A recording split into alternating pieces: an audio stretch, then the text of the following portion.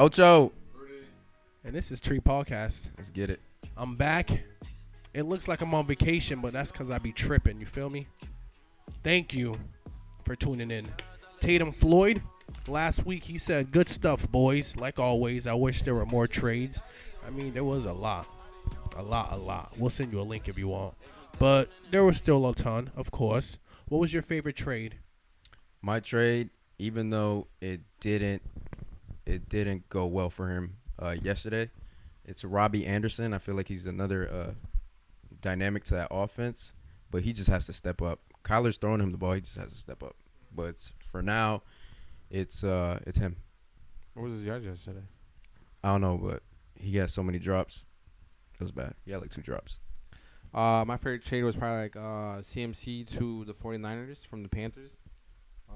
I believe I've always thought like he makes somebody's out of nobodies coming from the 5th round. So I always wanted to see a all-star running back in that system. So that's probably my favorite trade. I can't wait to see what happens.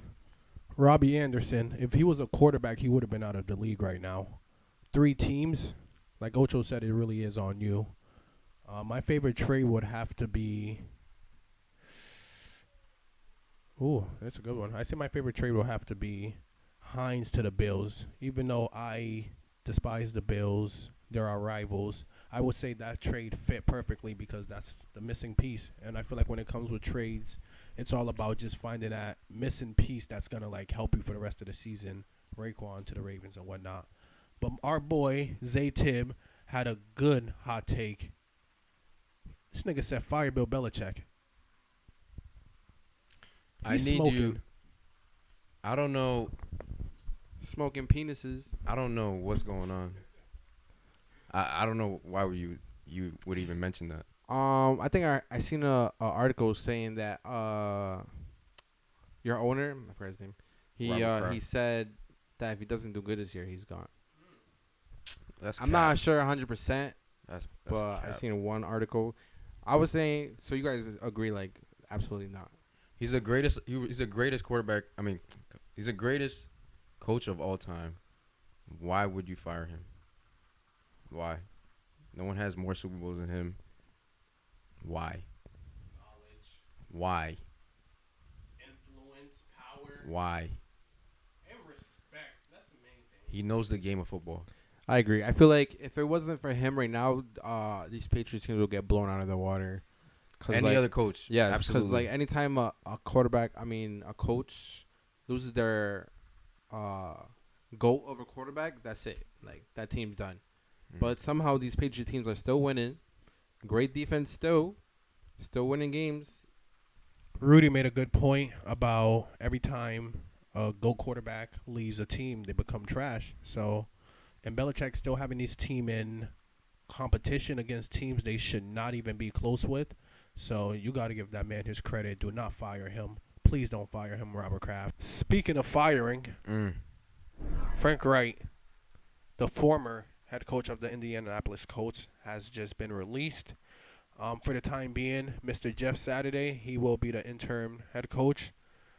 What's your final thoughts on that? Because I remember we were speaking about him as a potential coach on the hot seat, and that shit just burned up on him. So what's your thoughts on him getting fired? Yeah, I think it was. Hold on. I think it's about time. Like I know this is Jim Irsay's first time of firing a coach in the middle of the season, but they were playing so bad. It's like let's just get this over with. So it's about time. I would say it's about time, but I'm just surprised it took so early in the season. Like we just crossed the halfway mark. Yeah, that's really all I have to say. I'm just surprised it took so early. I just hope Saturday goes through. I think that'd be fun to watch. Hopefully the whole team turns up. And I'm just saying that because of Jonathan Taylor, and I have him in my fantasy. He was my number 1 draft pick. So sadly, me too. Tragic all around. Frank Wright, Jonathan Taylor. Speaking of tragic, continue with the tragic. Actually, we have a segment called "Take a Seat," where we discuss which NFL player needs to be benched. Edison, who needs to take a seat? You mentioned him. Jonathan Taylor. How do you fall so like? How do you fall off that bad? You were literally the number one ranked running back last season, and you're not even top 10. Let me read some numbers off. 462 yards. He's ranked 21st. Buns. One touchdown, ranked 42nd. Buns. Yards per carry 4.3. Bad. And he never broke 100 yards in a game this season. So for sure, Jonathan Taylor needs to be sit. I agree with you on that part. My player is gonna be Allen Robinson, cause I mean I'm a Damn. Bears fan obviously, but like I was talking my shit probably like 2 years ago, 2018 Bears. I was like Allen Robinson's top 5 anywhere else he goes, cause our quarterback is ass, and he has a nice. Well, Matt Stafford's not playing to his full potential right now, but he hasn't even passed 70 yards.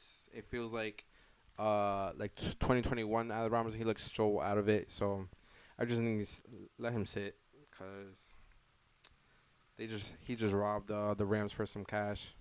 Staying with wide receivers, Isaiah McKenzie. So much hype. I knew it from the jump, but so much hype. Where has he been? What has he done? I think he needs to take a seat and let way for these other Bills receivers who's actually willing to put in that work. Yeah, I'm surprised they didn't start. They don't have Crowder in like that. Jamison Crowder, he came from the Jets. I'm surprised they don't have him in like that. I don't know if he's hurt or not, but when he comes in the game, he bowls. So That's from Isaiah. Like he just last week he had one target, and he has 2 games of more than 5 targets this season. mm. Like his fantasy points is below, drop 24.9. Like Isaiah McKenzie, yeah. Gotta take a seat, bro. Take a seat. Let wait for these other receivers who's actually Damn. working. All this talk about Jonathan Taylor got me thinking about running backs. Last week we did top 5 wide receivers. This week we on to them boys in the backfield. Who's your top 5 running back? My top 5 from 5 to 1. At 5, I got Josh Jacobs. The only reason he's not higher is because of one man, and that man is named Josh McDaniels. At 4 is Barkley. 3, Kamara. 2, Derrick Henry. That dude's crazy. And number 1, even though Derrick Henry could be number 1, but Mr. Consistent is always consistent is Nick Chubb. Nick Chubb is always consistent. So those are my top 5. So Chubb, Henry, Kamara, Barkley, and Jacobs. That's a good list. I like that list. My top 5. I'm going with number 5. I'm gonna go with Eckler. Austin That's a good Eckler. pick. He could be a receiver. He could be a running back. He can do both. So that's why I'm a huge fan of him.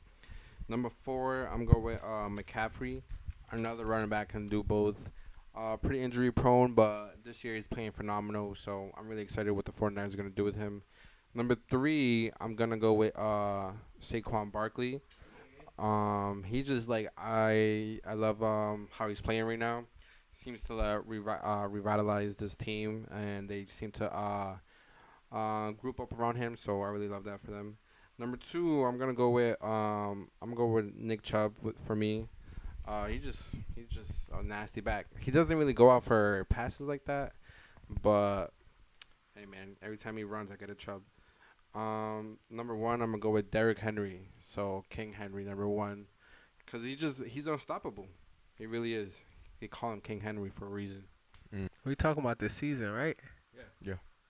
Number 1, Chubbs. Number 2, Henry. Number 3, Mondre. Stop playing with my boy.